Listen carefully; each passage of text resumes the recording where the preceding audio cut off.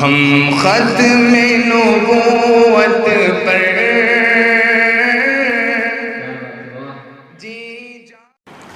الحمد لله نحمده ونستعينه ونستغفره ونؤمن به ونتوكل عليه ونعوذ بالله من شرور أنفسنا ومن سيئات أعمالنا من يهده الله فلا مضل له ومن يضلله فلا هادي له ونشهد أن لا إله إلا الله وحده لا شريك له ونشهد أن سيدنا ومولانا محمدا عبده ورسوله صلى الله عليه وعلى آله وأصحابه وأتباعه وأزواجه وذرياته وأهل بيته وأهل طاعته وعلماء أمته أجمعين إلى يوم الدين وسلم تسليما كثيرا كثيرا.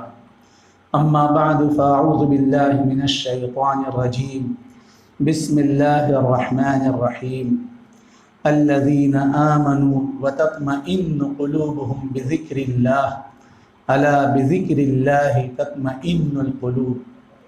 وقد ورد في الخبر عن النبي الصادق الأبر صلى الله عليه وسلم أنه قال: من عجز منكم عن الليل أن يكابده وجبن بالعدو أن يجاهده وبخل بالمال أن ينفقه فليكثر ذكر الله أو كما قال عليه الصلاة والسلام. واجب التکریم بزرگوں اور میرے عزیز دینی بھائیوں، ہم سب اللہ کے بندے اور اس کے غلام ہیں، اور جس طرح ایک غلام، ایک نوکر، ایک لیبر قدم قدم پر اپنے مالک، اپنے آقا کے حکم کا، اس کی مرضیات کا تابع اور پابند ہوتا ہے، اس کی مرضی کے بغیر کچھ نہیں کر سکتا. میرے بھائیوں، ہم اور آپ ایسے تمام نوکروں، چاکروں، غلاموں، لیبروں، مزدوروں سے زیادہ ہم سب اللہ کے پابند ہیں، اللہ کے محتاج ہیں، اللہ کی قدم قدم پر مدد کے، اس کی نصرت کے محتاج ہیں. اور اللہ تعالیٰ کی مدد میرے بھائیوں نہ ملک و مال کی بنیاد پر آتی ہے، نہ حسن و جمال کی بنیاد پر، نہ عہدے اور اقتدار کی بنیاد پر، نہ صلاحیت اور قابلیت کی بنیاد پر، نہ گریجویشن اور کوالیفیکیشن کی بنیاد پر. اللہ تعالیٰ کی مدد تو اللہ تعالیٰ کو راضی کرنے والے اعمال کی بنیاد پر آتی ہے. جب بندے اور بندیاں اللہ کو راضی کرنے والے اعمال کرتے ہیں تو اللہ خوش ہوتے ہیں، اور جب اللہ خوش ہوتے ہیں تو اللہ تعالیٰ رحمتوں کا، برکتوں کا نزول فرماتے ہیں. پھر حدیث میں فرمایا: وَلَا نِهَایَةَ لِي عَنْ بَرَکَتِی، میری برکتوں کی کوئی انتہا نہیں ہوتی، نسلیں پرمپرا ان برکتوں سے مالا مال ہوتی ہیں. اور جب بندے اور بندیاں اللہ کو ناراض کرنے والے، اللہ کو غصہ دلانے والے گناہ کے کام کرتے ہیں، وہ کفر ہو، وہ شرک ہو، وہ نفاق ہو، وہ شقاق ہو، وہ حسد ہو، وہ غیبت ہو، وہ جھوٹ ہو، وہ چغل خوری ہو، وہ حب جاہ ہو، وہ حب مال ہو، وہ رشوت ہو، وہ جھوٹ ہو، وہ لوٹ ہو، وہ کھسوٹ ہو، وہ سود ہو، عورتوں کی زندگی میں بے پردگی ہو، مردوں کی زندگی میں خلاف سنت زندگی ہو. جب بندوں اور بندیوں کی زندگی میں اللہ کو ناراض کرنے والے کام ہوتے ہیں تو اللہ ناراض ہوتے ہیں، اللہ ناراض ہوتے ہیں. اور جب اللہ ناراض ہوتے ہیں تو پھر اللہ تعالیٰ لعنت برساتے ہیں، اور لعنت کا مطلب ہے البعد من رحمت اللہ، اللہ اپنی رحمت سے ان بندوں کو دور کر دیتے ہیں. پھر ان کی زندگیوں میں ہر قسم کی آسائش اور آرائش کے سامان ہوں، جی گھر ہوں، بنگلے ہوں، فلیٹ ہوں، فلائٹ ہوں، نوکریاں ہوں، چاکریاں ہوں، دھن دولت ہو، پراپرٹی ہو، دکان ہو، مکان ہو، کھیت ہو، کھلیان ہو، سب کچھ ہو، لیکن ان کی زندگی میں اللہ کو ناراض کرنے والے گناہ والے کام ہوتے ہیں تو اللہ ناراض ہوتے ہیں۔ پھر یہ ساری چیزیں، تھوڑا آواز کم کرو، مجھ سے زیادہ بول رہا ہے، یہ ساری چیزیں جن کو انسان جمع کرتا ہے، جتن کرتا ہے اپنے راحت و آرام کے لیے، اپنے سکھ کے لیے جن کو جمع کرتا ہے، یہی ساری چیزیں انسان کے لیے لچھن، تباہی، بربادی کا ذریعہ بن جاتی ہیں۔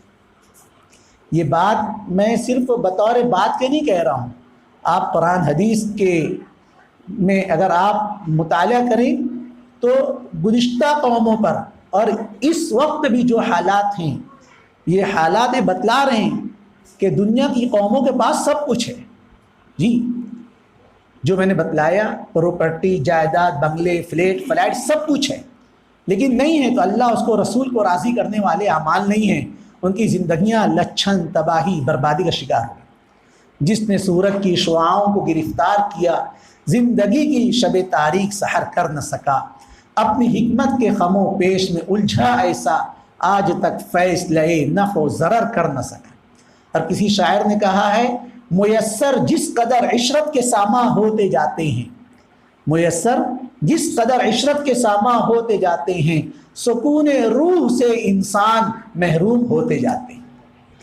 کل تک لوگ جھوپڑے میں رہتے تھے، چولہا پھونک پھونک کر ہماری مائیں بہنیں ہانڈی پکاتی تھیں، روٹی پکاتی تھیں، مٹی کے گھر ہوتے تھے، کویلو کے اور چھپر کے چھت ہوتے تھے، کوئی آرائش، کوئی fan, ceiling fan, table fan, A C, cooler کچھ نہیں تھا، گھر میں فریج نہیں تھے، گھر میں واشنگ مشین نہیں تھے، کچھ نہیں تھے، لیکن زندگیوں میں چین تھا، سکون تھا۔ کیوں؟ اس لیے کہ اللہ کو راضی کرنے والے اعمال تھے، حضور کی سنتیں تھیں، اہل اللہ کی سے عقیدت تھی، محبت تھی۔ اس بنا پر کچھ نہیں ہوتے ہوئے بھی ہر قسم کا سو جاتے ہیں فٹ پاتھ پہ اخبار بچھا کر، سو جاتے ہیں فٹ پاتھ پہ اخبار بچھا کر، مزدور کبھی نیند کی گولی نہیں کھاتے۔ آج دیکھیے، آج دنیا میں کتنی زیادہ نشہ آور گولیاں، منشیات استعمال کی جا رہی ہیں جی، نیند آنے کے لیے گولیاں، دوائیں، انجیکشن، سب کچھ کیا جا رہا ہے، لیکن حاصل کچھ نہیں۔ معلوم ہے میرے بھائیوں کہ یہ ہماری بھول ہے، یہ ہماری نظر کا دھوکہ ہے۔ ہم نے ان ساری چیزوں میں اپنے راحت و آرام کو سمجھ لیا، نہیں، ان ساری چیزوں میں راحت و آرام نہیں۔ ایک بات سمجھ لیجئے، انسان اپنے روپیے پیسے سے دوا اور انجیکشن اور ڈراپس اور ٹیبلٹ تو خرید سکتا ہے، لیکن شفا نہیں خرید سکتا۔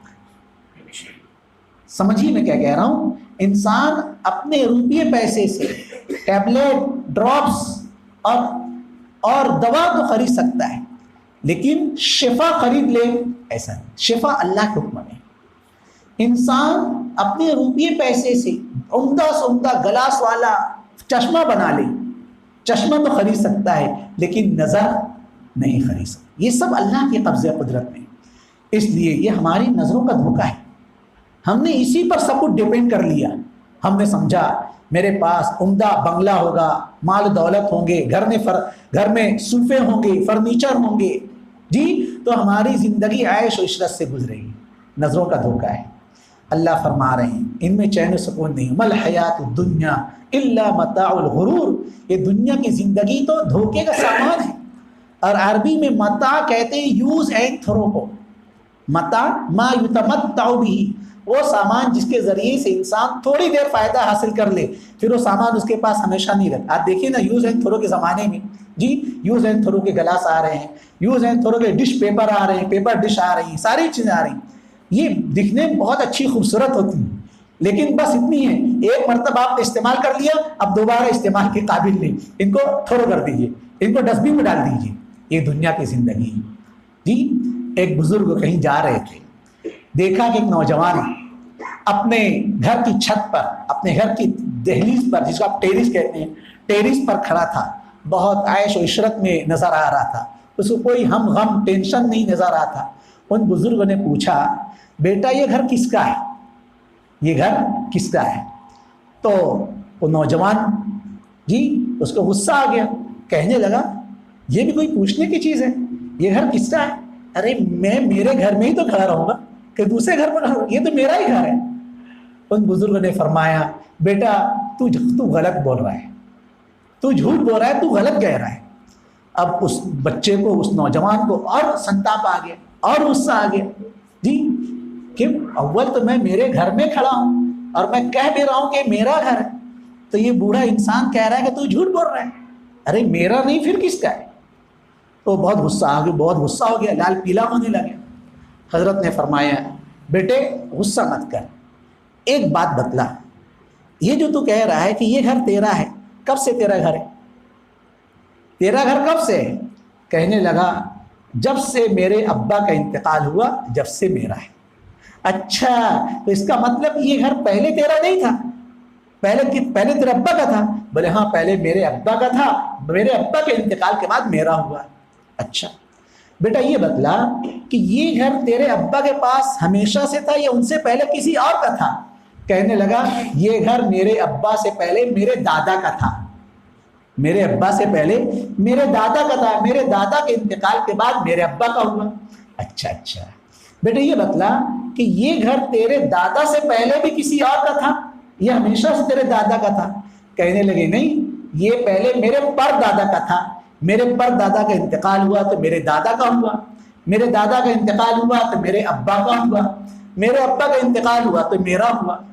ان بزرگوں نے فرمایا بیٹے یہی تو میں کہہ رہا ہوں، یہی تو میں کہہ رہا ہوں کہ تو جھوٹ بول رہا ہے، یہ گھر نہ پہلے ہمیشہ سے تیرا تھا نہ تیرے مرنے کے بعد تیرا رہے گا۔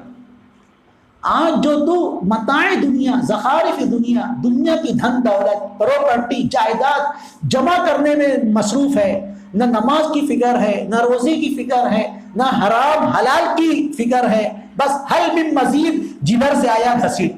ایک انسان کے جنون تاری ہے جی، ہر چآیت در کشید عام باشد یا کبیٹ، ایک جنون، بس ہم کو دنیا چاہیے کیسے بھی آئے، حرام سے آئے یا حلال سے آئے، جائز سے آئے کہ ناجائز سے آئے، کہ لوٹ سے آئے کہ کھسوٹ سے آئے، کہ جھوٹ سے آئے کہ سود سے آئے، کہ کسی کا مرڈر کر کے آئے، کہ چھوٹے بھائی بہنوں کا حق دبا کر کے آئے، کیسے بھی آئے ہم کو دنیا آنا چاہیے، بس آنے دو، حل من مزید، جدھر سے آئے گھسیٹ، ایک فکر ہے۔ میرے بھائیوں کتنے افسوس کی بات ہے، یہ دنیا نہ کبھی کسی کی ہوئی ہے نہ ہمیشہ کسی کی ہوگی جی۔ حضور اکرم صلی اللہ علیہ وسلم سے بڑھ کر اس دنیا میں ماہر نفسیات کوئی نہیں۔ اور سن لو، یہ میں بیان نہیں کر رہا ہوں، یہ میں ایمانی عقیدہ بیان کر رہا ہوں۔ ایک عالم ہونے کے ناطے میرا عقیدہ یہ ہے کہ حضور صلی اللہ علیہ وسلم سے بڑا ماہر نفسیات دنیا میں کوئی نہیں، اور آپ کا بھی اس پر عقیدہ ہونا چاہیے۔ ڈاکٹر سید سعدیہ غزنوی نے کتاب لکھی جی، حضور اکرم بطور ماہر نفسیات۔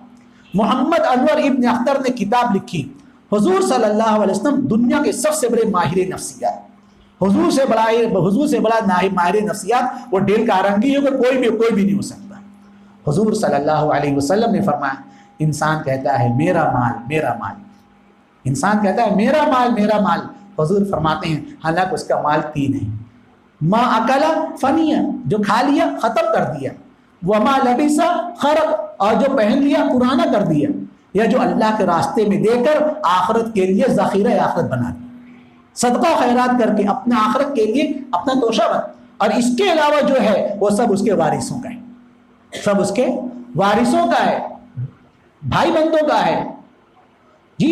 انسان کی آنکھ بند نہیں ہوتی ہے کہ پراپرٹی اور جائیداد کے جھگڑے شروع ہو جاتے ہیں۔ حضور اکرم صلی اللہ علیہ وسلم فرما رہے ہیں یہ انسان کی بھول ہے، انسان کے پاس یہ دنیا متاع الغرور ہے، استعمال کے واسطے ہے، بس لے کر جانے کے واسطے نہیں۔ آپ دیکھیے نا، بنگلے والا، فلیٹ والا، فلائٹ والا، کارخانے والا، سائزنگ والا، فیکٹری والا، سب ہے نا جی۔ آج القاب و آداب میں بھی لکھے جاتے ہیں فلاں والا، زر والا، اور چکن والا، اور فلاں والا۔ آپ بتلائیے جب یہ والا مرتا ہے تو والا قبر میں جاتا ہے یا وہ بنگلے فلیٹ فلائٹ قبر میں جاتی ہے؟ آپ بتلائیے، ارے بنگلہ تو وہی پر رہا، جائیداد تو وہی رہی، فیکٹری تو وہی رہی، یہ والا چار ہاتھ زمین میں چلا گیا۔ کیا بھروسہ ہے زندگانی کا، آدمی بلبلا ہے پانی کا. کیا بھروسہ ہے زندگانی کا، آدمی بلبلا ہے پانی کا. آگاہ اپنی موت سے کوئی بشر نہیں، سامان 100 برس کا ہے بلکہ خبر نہیں. اس بنا پر یہ ساری چیزیں میرے بھائیوں، دنیا، مال دولت. حضرت شیخ عبد القادر جیلانی محبوب سبحانی رحمۃ اللہ علیہ فرماتے ہیں یجوز وضع المال فی الجیب، یجوز وضع المال فی الجیب ولا یجوز فی القلب. مال و دولت جیب میں رکھنا جائز ہے. جیب میں رکھنا کیوں؟ ضرورت پڑ سکتی ہے. بھائی آپ کو سودا سلب خریدنا ہے، آپ کے پاس پیسہ ہو جبھی تو آپ خریدیں گے. جی آپ کو کسی مہمان کی مہمان نوازی کرنا ہے، آپ کے پاس پیسہ ہوگا جبھی تو. آپ کو مسجد مدرسے میں چندہ دینا ہے، آپ کے پاس ہوگا جبھی تو. تو یجوز وضع المال فی الجیب ولا یجوز وضع المال فی القلب. مال جیب میں رکھنا تو جائز ہے، دل میں رکھنا جائز نہیں. بات آ رہی؟ دل میں رکھنا کیوں؟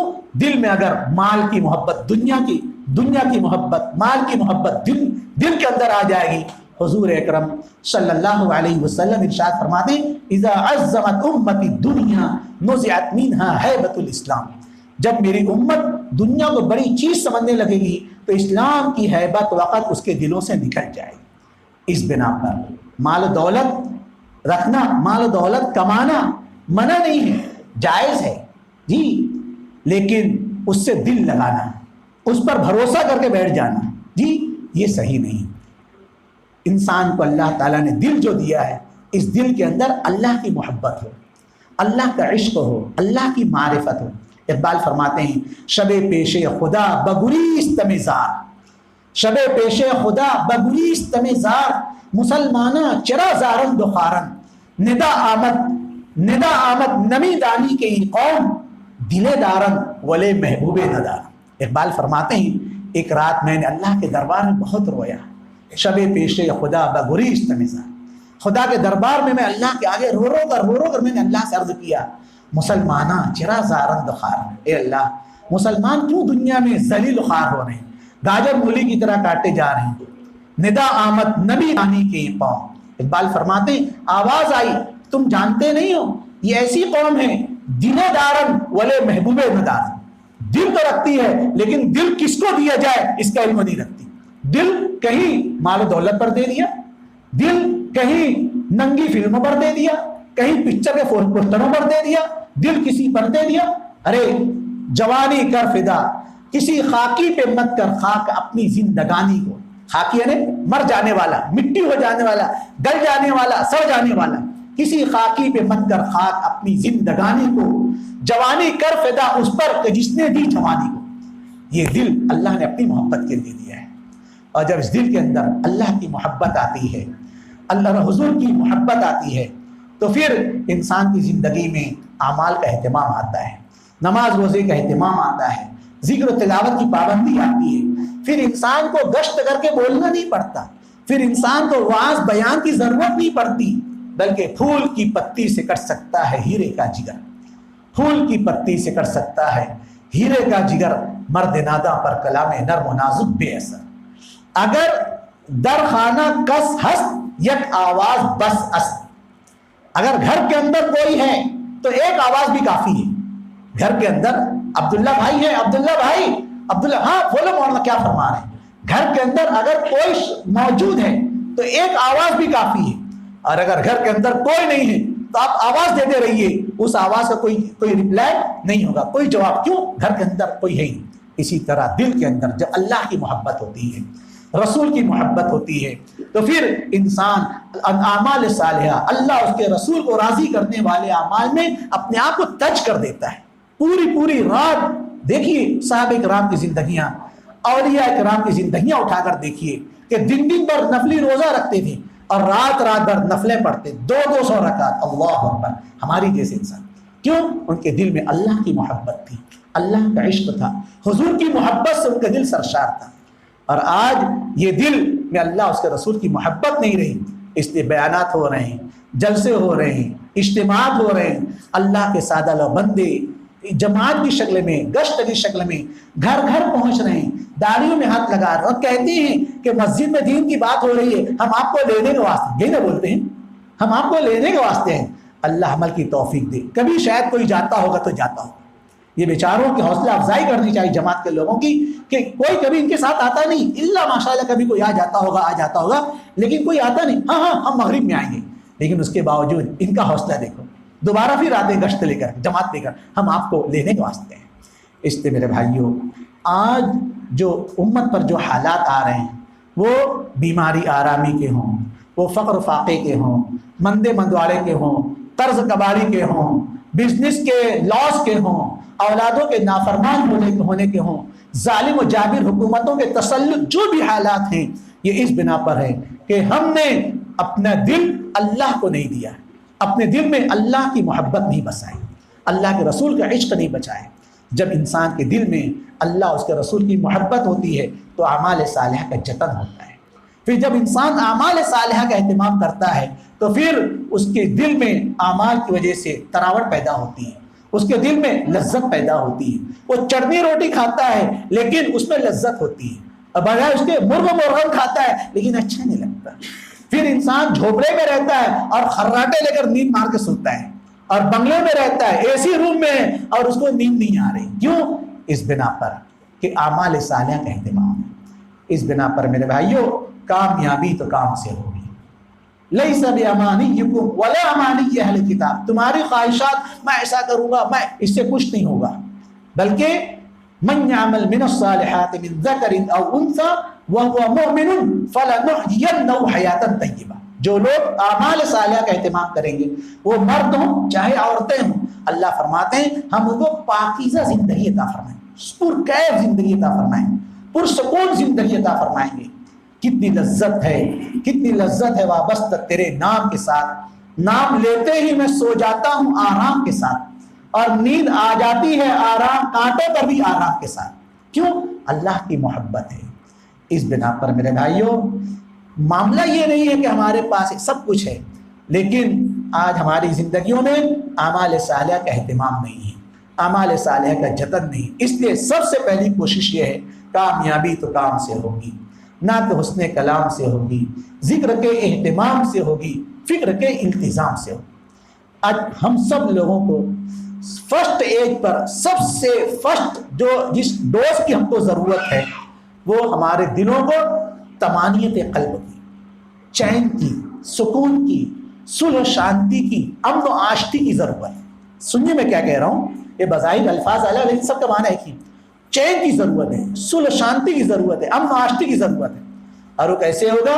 اللہ فرما رہے ہیں الذین آمنوا وتطمئن قلوبهم بذکر اللہ الا بذکر اللہ تطمئن القلوب. اللہ فرماتے ہیں کہ وہ لوگ جنہوں نے ایمان لایا ان کے دلوں کو تو اللہ کے ذکر ہی سے طمانینت سکون حاصل ہو سکتا ہے. اللہ سن لو بذکر اللہ, اللہ کے ذکر سے لوگوں کے دلوں کو طمانینت, سکون, چین, شانتتا اگر حاصل ہو سکتا ہے اللہ کے ذکر سے. اور دوسری بات یہ ہے کہ آج ہم لوگ اتنے بیانات سنتے ہیں, اتنی تقریریں سنتے ہیں, اجتماعات ہوتے ہیں, سب کچھ ہوتے ہیں, لیکن آخر زندگیوں میں عمل کیوں نہیں آتا؟ غالب کی زبان میں کہنا چاہے کہہ لیجیے, جانتا ہوں ثواب طاعت و زہد, جانتا ہوں ثواب طاعت و زہد, پر طبیعت ادھر نہیں آتی. کیا بات ہے, کیوں نہیں آتی؟ اس لیے کہ ہمارے دل میں دنیا کی محبت, مال دولت کی محبت, خواہشات, زین للناس حب الشہوات من النساء والبنین والقناطیر المقنطرۃ من الذهب والفضة والخیل المسومۃ والانعام والحرث. اللہ تعالیٰ فرماتے ہیں مزین کر دیا گیا, جی سجا کر پیش کیا گیا لوگوں سامنے خواہشات کی محبت, مثلا من البنین اعلی اولاد کی محبت, والنساء عورتوں کی محبت, من النساء والبنین عورتوں کی محبت, اعلی اولاد کی محبت, من النساء والبنین والقناطیر المقنطرہ ڈھیر سارے مال کی محبت, مثلا من الذهب سونے کی محبت, من الذهب والخیل المسومہ سونے چاندی کی محبت, گھوڑوں کی محبت, والانعام جانوروں کی محبت, والحرث اور کھیتی باڑی کی محبت. یہ ساری چیزوں کی محبت آج لوگوں کے دل میں مزین بنا کر پھر اللہ فرما ذالک متاع الحیات الدنیا, یہ ایسی چیز نہیں کہ تم اس پر ریچھ جاؤ, اس پر تم مر مٹو, نہیں, یہ تو یوز ہے تھرو, متاع ما یتمتع بھی, یہ تو یوز ہے تھرو ہے, متاع الحیات الدنیا. یہ دنیائی زندگی کے چند سامان ہیں. واللہ عنده حسن المآب، اور اللہ کے پاس بہترین ٹھکانہ ہے. اس بنا پر اس وقت آج اعمال کی جو توفیق نہیں ہو رہی ہے، اس کی وجہ ہمارے دلوں میں اللہ کی محبت کے علاوہ غیر اللہ کی محبت آ گئی. اس محبت کو دل سے نکالنا ہے. اور یہ محبت کیسے نکلے گی؟ خواہشات کی محبت، گناہوں کی محبت کیسے نکلے گی؟ حضور اکرم صلی اللہ علیہ وسلم ارشاد فرماتے ہیں لِكُلِّ شَيْءٍ ثَقَالَةٌ وَثَقَالَةُ الْقَلْبِ ذِكْرُ اللَّهِ. ہر چیز ایک مانجھنے والی چیز ہوتی ہے. جب وہ میلی ہو جاتی ہے، جب گندی ہو جاتی ہے تو اس کو مانجھا جاتا ہے، اور جب اس کو مانجھا جاتا ہے تو اس میں چمک آ جاتی ہے، نکھار پیدا ہو جاتا ہے. حضور اکرم صلی اللہ علیہ وسلم فرماتے ہیں ان هذه القلوب تصدع كما يصدع الحديد اذا اصابه الماء. حضور فرماتے ہیں کہ جس طرح لوہے کو پانی لگے تو لوہے کو زنگ لگ جاتا ہے، لوہے کو پانی لگنے سے زنگ لگ جاتا ہے، حضور فرماتے ہیں دلوں کو بھی زنگ لگ جاتا ہے، دلوں کو بھی زنگ لگ جاتا ہے. اور دلوں کا زنگ کیسے لگتا ہے؟ گناہوں کی وجہ سے، خواہشات پر عمل کرنے کی وجہ سے، ناچ گانے کی وجہ سے، پکچر سنیما کی وجہ سے، غیبت جھوٹ چغلخوری کی وجہ سے. یہ ساری ایسی چیزیں ہیں کہ اس کی وجہ سے دل پر زنگ لگ جاتا ہے.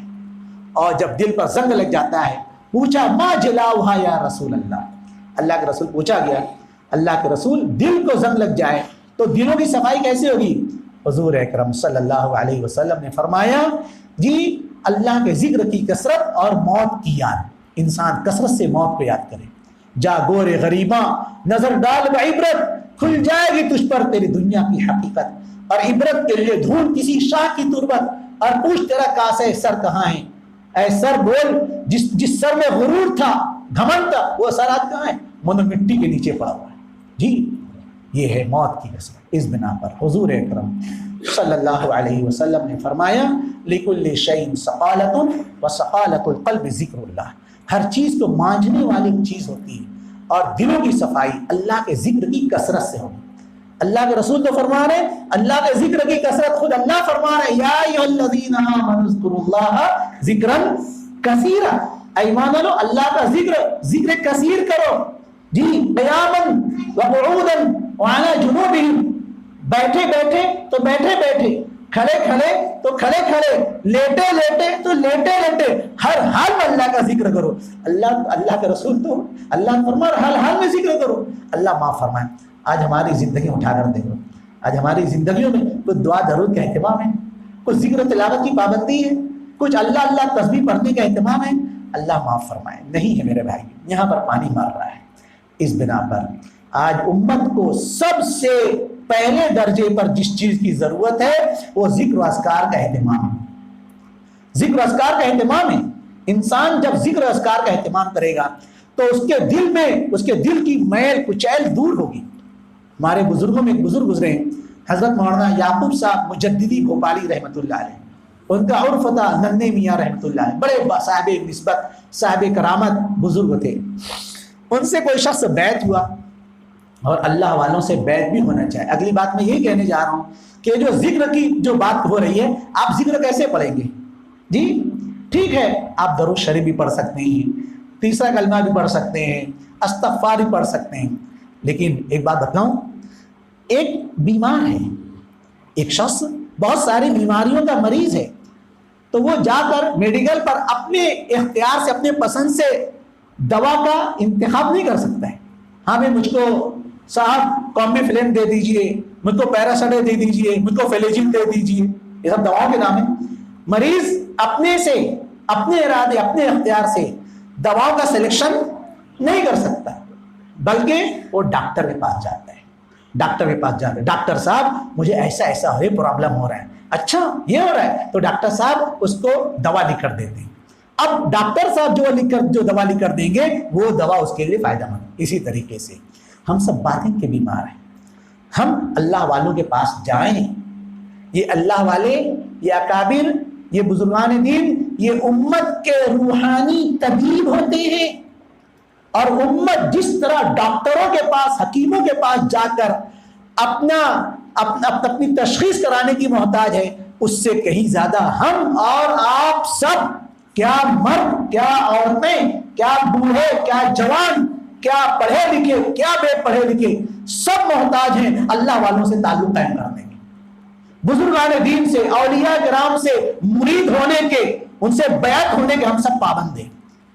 جب ہم اللہ والوں سے بیعت ہوں گے، اپنے پرابلم ان کو بتلائیں گے، تو اللہ والے ہم کو ذکر بتلائیں گے، اچھا تمہارا پرابلم یہ، تم اس کے لیے یہ ذکر پڑھا کر۔ تو اصل ذکر وہ ہے جو اللہ والے ہم کو ہمارے حالات کا جائزہ نکل رہا ہے۔